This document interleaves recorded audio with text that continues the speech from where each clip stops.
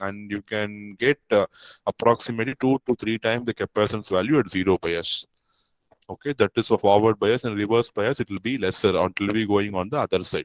So junction capacitors will have large temperature coefficient varying from 200 ppm per degree Celsius to they can go till 1000 ppm per degree Celsius. So since I'm going to use junctions in varactor diode to represent the capacitive effect, so temperature coefficient is going to be reducing from a larger reverse bias. So when you are going to operate the device with a large reverse bias, my TC temperature coefficient is going to be minimal. So you can see the expression for TC. So TC is approximately depends on the individual temperature coefficient of the silicon and the semiconductor junction.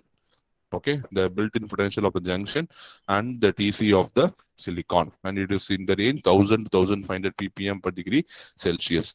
Unfortunately, the Q value of these varactor diodes are very poor, so I cannot use them for applications where the Q value should be very high. So maybe if you want to improve the Q value, you can go for asymmetrical doping so that the capacitance per unit voltage will also change. But when practical capacitors will have a larger resistance value, so which will limit the operation of the capacitance,